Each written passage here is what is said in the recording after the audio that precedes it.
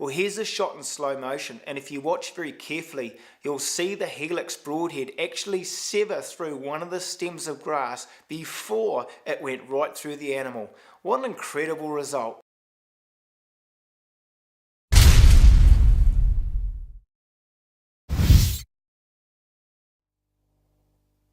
Welcome to the Ultimate Bird Blind. Today I'm going to attempt to take out a few pesky magpies with my new Mathews Chill R.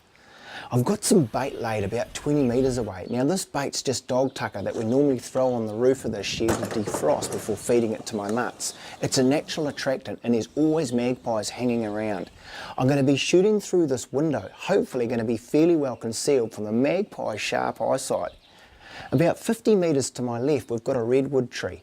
Magpies nest in this redwood tree every spring and they're a real pain. Anyone that's been dive bombed by a territorial nesting female will know exactly what I'm talking about. They're incredibly aggressive and nasty and vicious and totally unappreciated. I had attempted earlier to take a few out with a shotgun, but some of those results weren't that good. Right here, right beside the fence.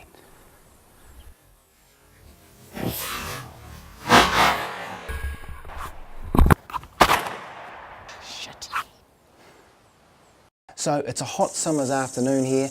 I've got nothing better to do. Let's see what happens.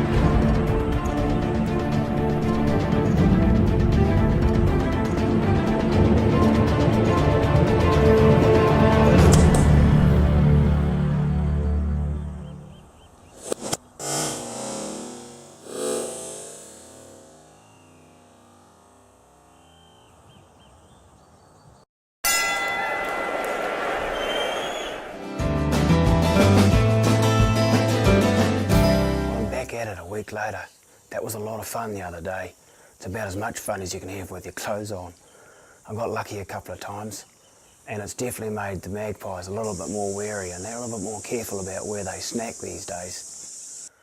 It's a hot midsummer's afternoon here in New Zealand and with the stags and velvet it's not really the best time of the year to be out hunting the hills, so I'm resorting to doing things like this to entertain myself.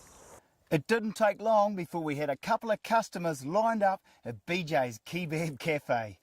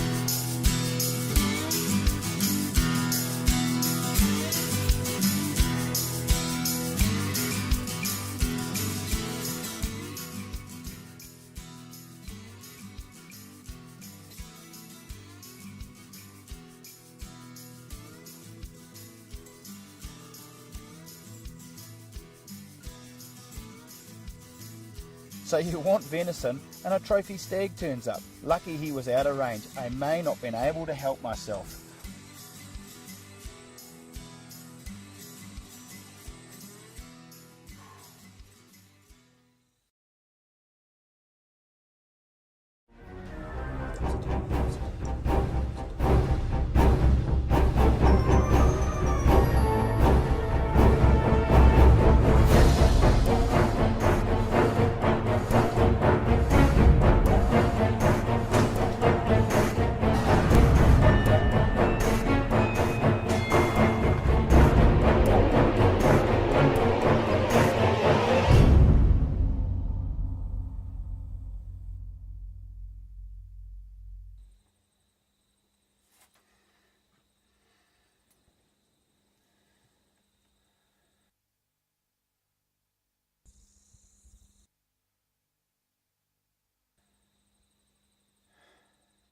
I'd let Bambi's mum walk. She was still milking, she still had a calf on her, and she probably wasn't in the best condition for eating. I was going to hold out for a better eating animal, pure and simple. The night was still young, and hopefully I'd have luck on my side.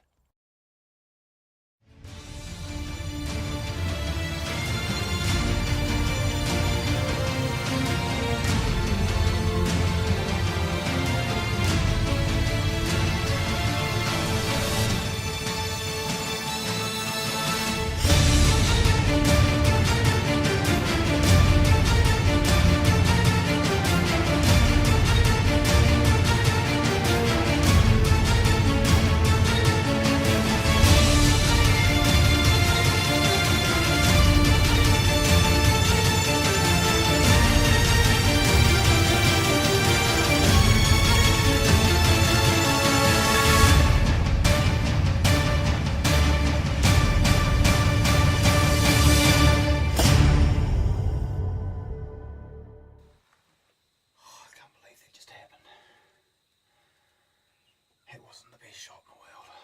I don't know whether I went high or whether he jumped the string.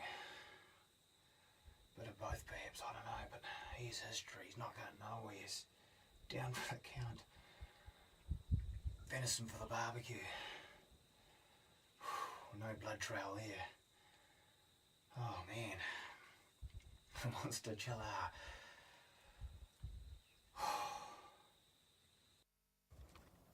Well, a slowed down version shows at 30 yards the reaction of string jump and the result. Oh, here it is. Arguably some of the finest venison dining you can get is a fallow deer this age. The shot's gone right through on the angle. It knocked him off his feet instantaneously. It wasn't the best of shots, but he was over and out in seconds, so a pretty good result despite that. And I'm going to be very popular. I've got some very good eating for the barbecue here. Monster Chill R has performed once again. But isn't it incredible?